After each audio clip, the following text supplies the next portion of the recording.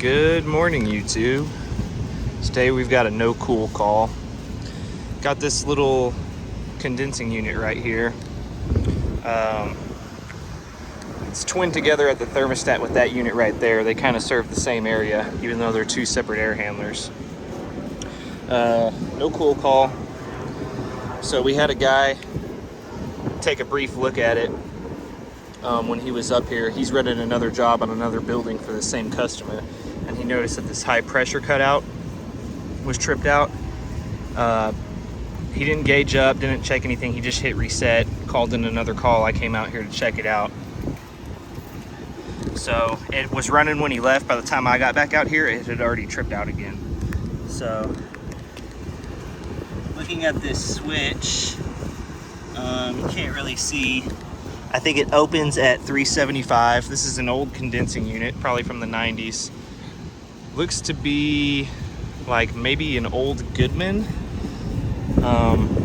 Data tag is missing, unfortunately. Pretty sure it's R22 though. I've already got my testo gauges synced and put up. We're gonna pull this panel off real quick. Just kind of take a look inside and then reset that high pressure cutout and kind of see what it does. I've already verified inside that the filters are clean at the air handler, and my blower motor is moving air. So this looks like it's a 3-phase unit. We have a 3-phase contactor, a single-phase condenser fan motor. Let's see inside right here. Compressor, if I can get something in there, stop that blade from spinning.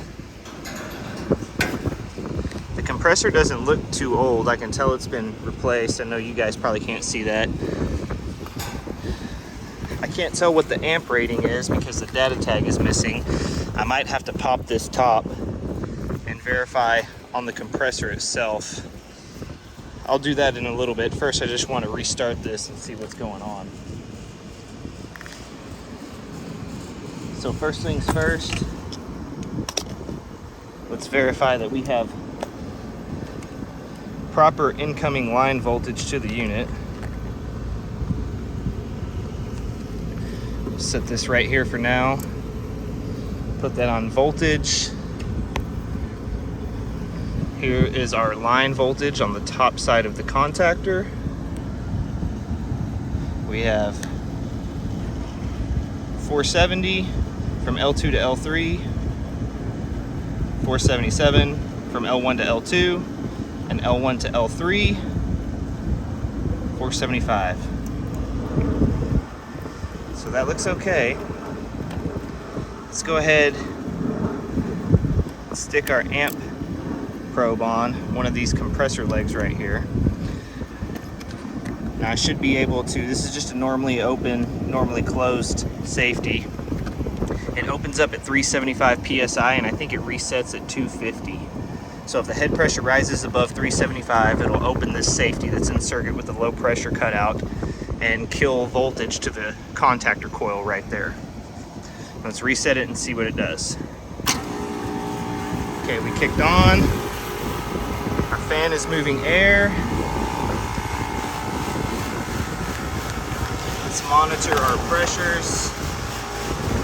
Immediately we have a 8.7 amp draw.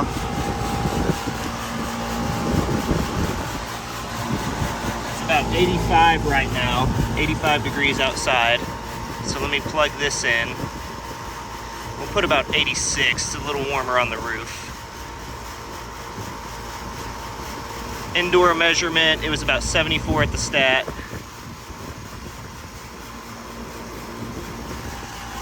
Subcooling looks very high immediately.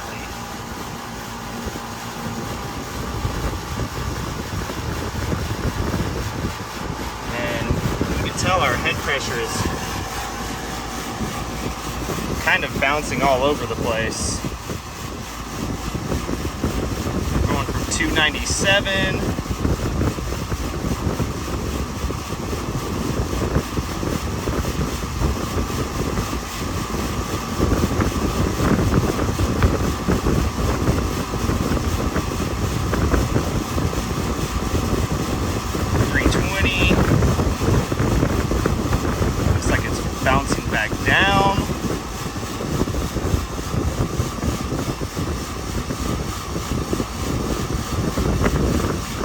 280. Lots of fluctuation on that high pressure.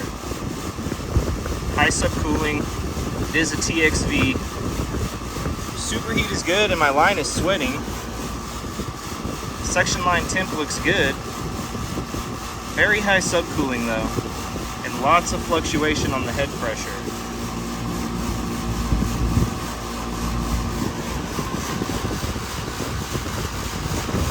Let's check our condenser fan motor amps.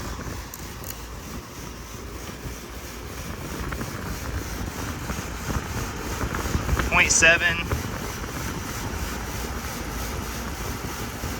0.8. Looking at the condenser fan motor, it is rated at 0.8 amps, so we're right on cue with that. Let me get another compressor amp reading right here on this terminal. 8.8.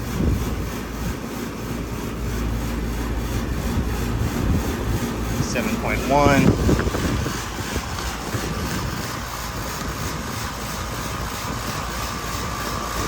Again, we're going from 250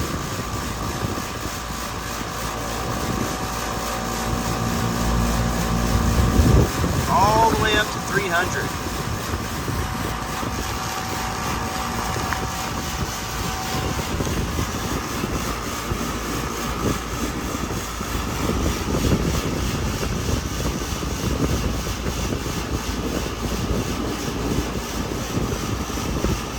So I'm gonna let this run for a little bit, keep an eye on it.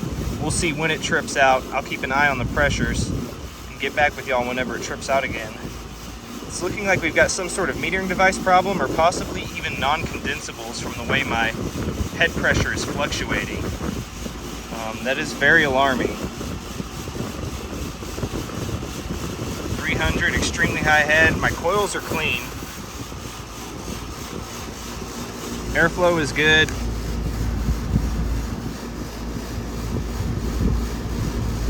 Subcooling and head pressure is just all over the place. So let me let it run and observe, and then I'll get back to y'all in a second. All right, YouTube, so lo and behold, look what we have here.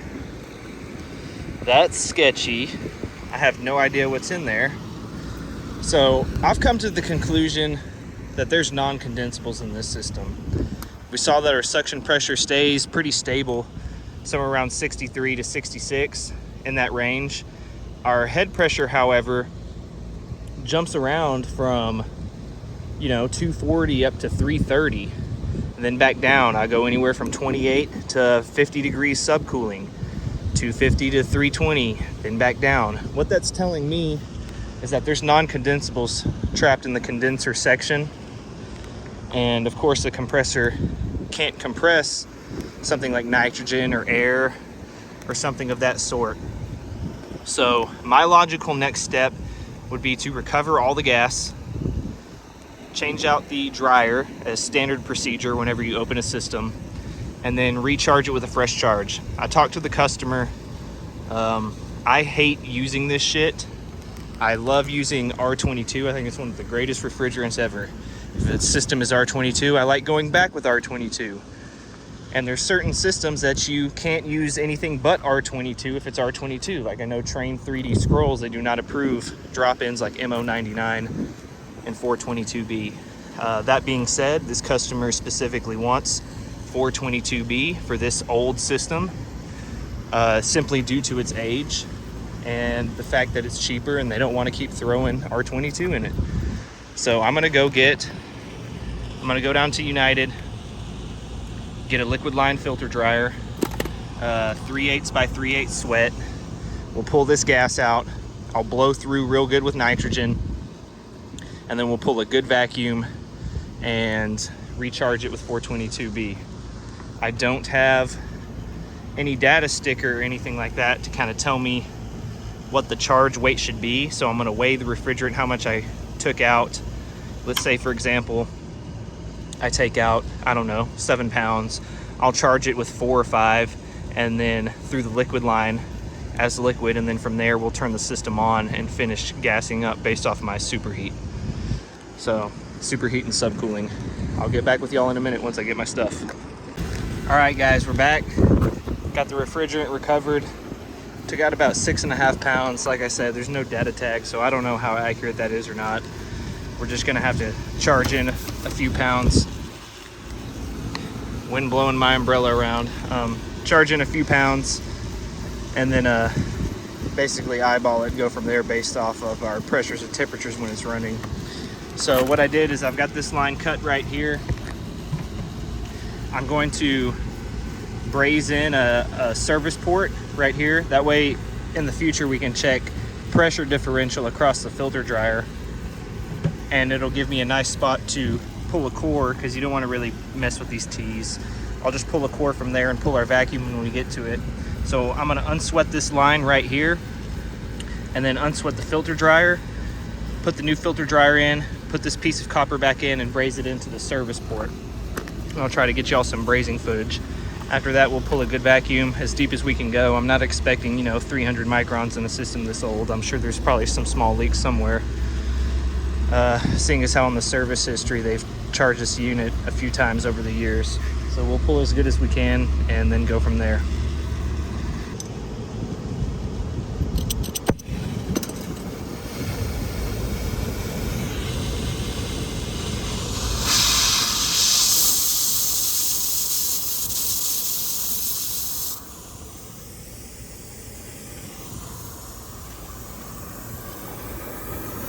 Grab onto the line with some pliers.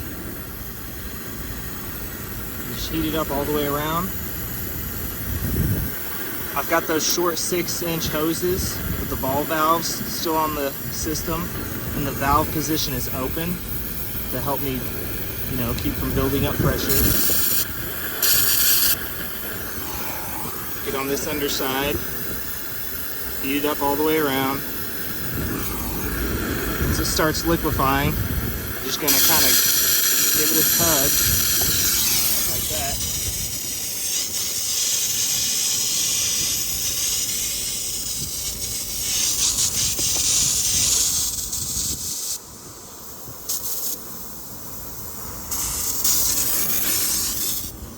Now we're going to go for the dryer.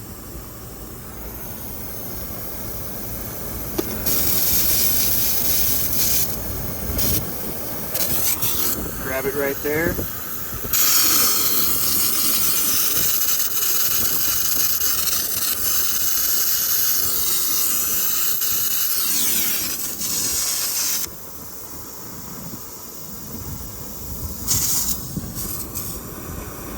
I had to adjust my torches a little.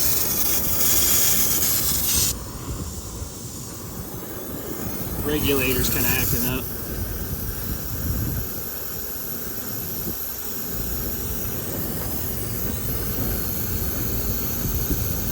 Go.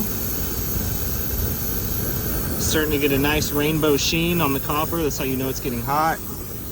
Get on this underside, fan it around, start tugging on it while keeping the flame on, and it'll slide right off. Be very careful that you don't have oil come back and shoot at you in the face. Wear gloves, whatever PPE you need to feel safe and comfortable.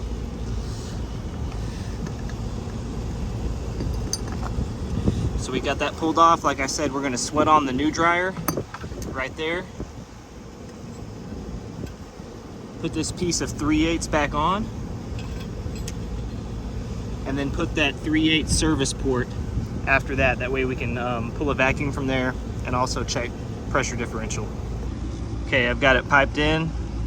I'm sure most of you are aware, but for those of you that don't know, whenever you're brazing anything that has a service port or a Schrader core in it, always be sure to remove the core. That way you don't overheat it and burn up that little rubber gasket. It will leak if you don't pull that core.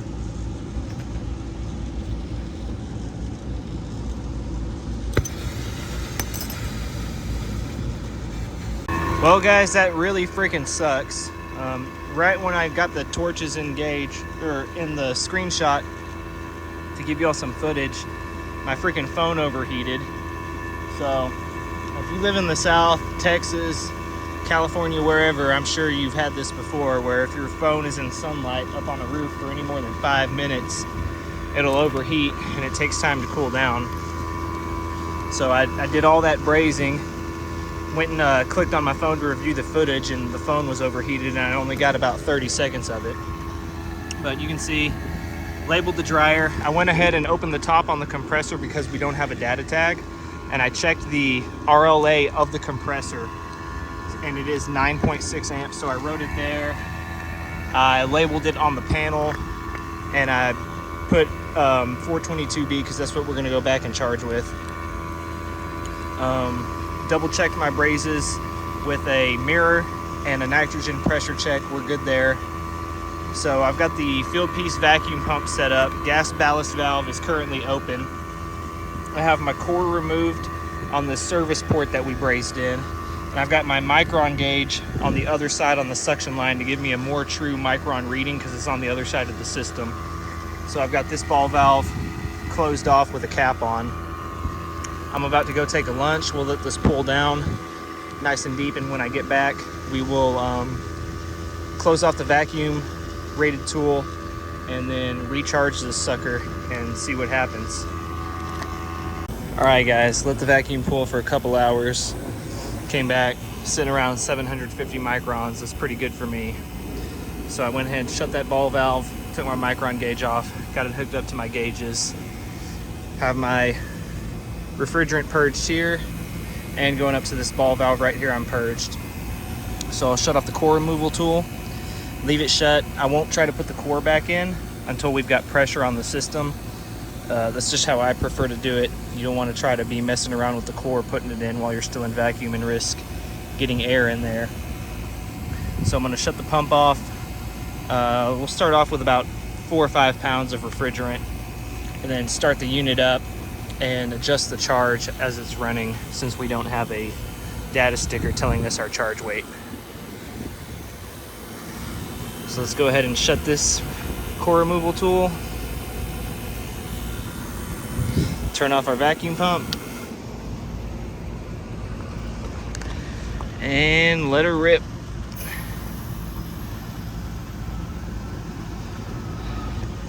Check back in with y'all in a sec. Okay, we put in about 6 pounds through the liquid line. Got our testo gauges hooked up. For charging, sometimes I just use my manifold, and I've got these T's. So I'll hook my testos up to there. Let's start it up and see what it does.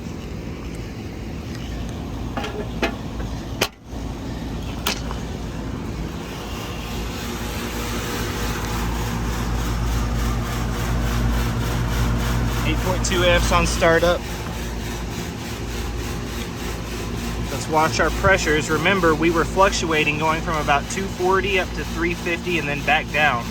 240, 350, 240, 350. The dial was moving like this, which is what told me we had non-condensables. So it seems like we're still shy based on the suction pressure and the head pressure and the outside ambient. So I'm going to go ahead and put in some gas. And there goes our low pressure switch. No worries. Let's get it to about, I don't know, 9 pounds or so, and then see what happens.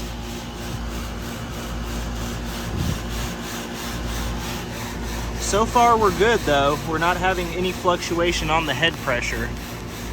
You can see I've switched my refrigerant on the Measure Quick app to 422B. Love the Measure Quick app. It's much better than the standard Testo app.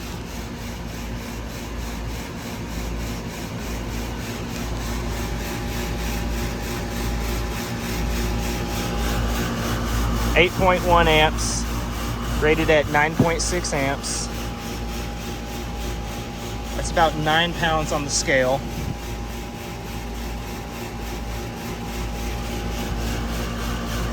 I'm gonna let it circulate for a little bit, and I'll check in with y'all once I get the pressures adjusted. All right, we've had about 15 minutes of run time. I have just shy of 10 pounds in the system, a 422B. This seems to have resolved our issue. So, like I said, we were going from 220, 240 up to, 360 on the head pressure upon arrival. Suction pressure is kind of low. I'm not too worried about that because of the drop in. Subcooling, about 15 degrees, about 12 degrees superheat. Holding around in the 270s on head pressure. It's about 100 degrees outside ambient temperature right now. So that looks pretty good. Compressor amp draw still looks good. 8.4 amps, rated at 9.6. I'm going to write on this panel charged with, as I was saying before I got cut out, I'm going to write on the panel charged with 10 pounds of 422B. That way we've got an idea of what's in the system at running capacity.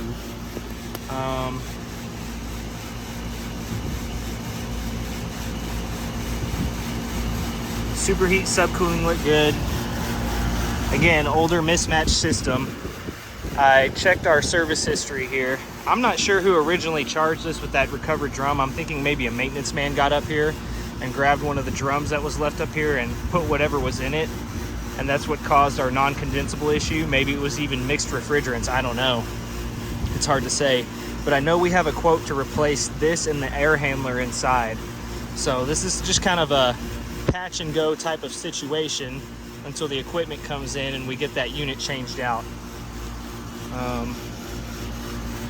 Looks good so far though. Pleased that it worked.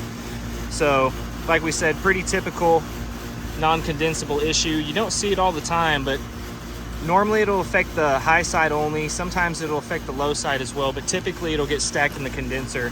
And if you gauge up with either your digital or your analog manifold and you see the needle or the pressure going like this, back and forth, that's a sign of non-condensables trapped in the system. And it's going back and forth because the compressor can't actually compress whatever that non-condensable is. So as we can see, still holding good. I think our work here is done for the day. I'm gonna start picking up all my stuff and get out of this heat. Thanks for stopping by. Hope this video was helpful. Maybe you've got an idea next time you run into a situation like this, what a non-condensable issue may look like. Any questions or comments, critiques, criticisms, anything like that, leave it down in the comment section below. See you on the next one. Peace.